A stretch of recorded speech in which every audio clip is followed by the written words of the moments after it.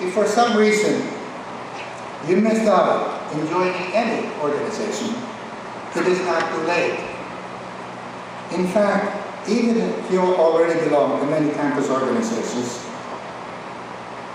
it is time for you to begin a new membership, another that will connect you to the alumni of the college. This is the UP Alumni Engineers, Inc. I admonish you to be active leaders in this society that you are about to join, and by participating actively, you will assist yourself as well and connect to the network of alumni. And that was lesson 5. Lesson 6. Effective communication skills are essential for success in any field, including engineering.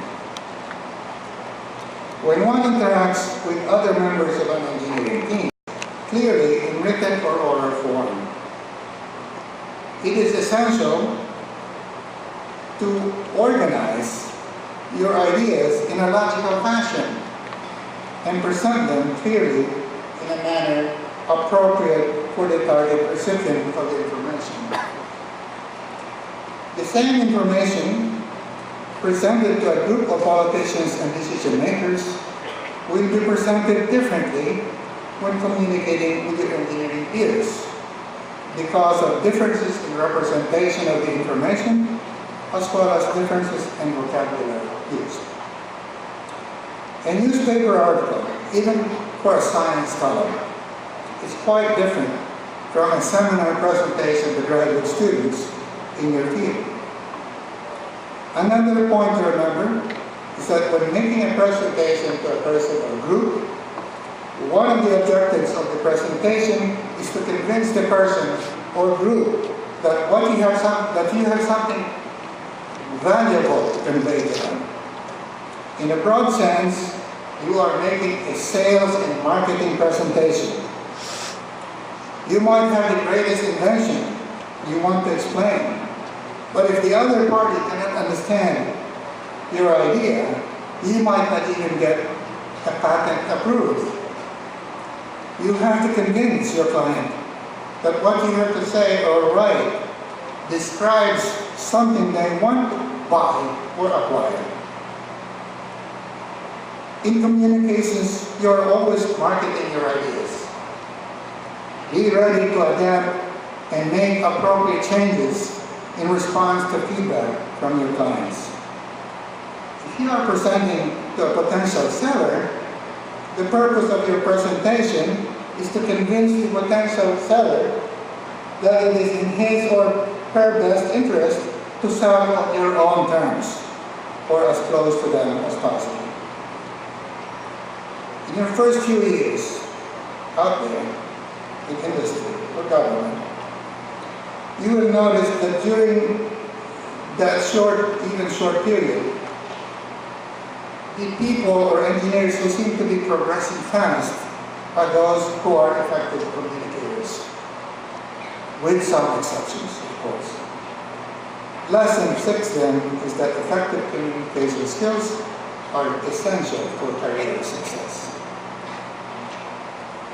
We come to my last and 7th lesson. Apply systems thinking to your professional and personal life. Take a look at the big picture. Set top-level, measurable goals. Rank order your goals and be serious about attaining your goals. If possible, address your most important goals first.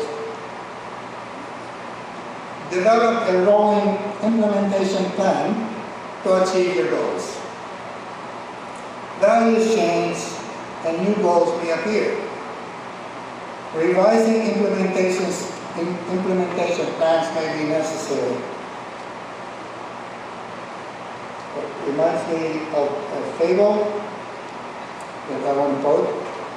In a new translation of Aesop's fable by V.S. Vernon Jones, there's a fable that is pertinent, and I quote here. The title of the table is The Hound and the Hare. A hound started a hare from her form and pursued her for some distance. But as she gradually gained upon him, he gave up the chase. A rustic who had seen the race met the hound on his return and taunted him with his defeat. Quote, "The little one was too much for you," said the rustic. Well," said the hound, "it is one thing to be running for your dinner, but another, quite another, to be running for your life. So, be serious about your goals. As a scholar ng bayan, society expects a lot from you. A lot from its investment on you. To paraphrase John F. Kennedy,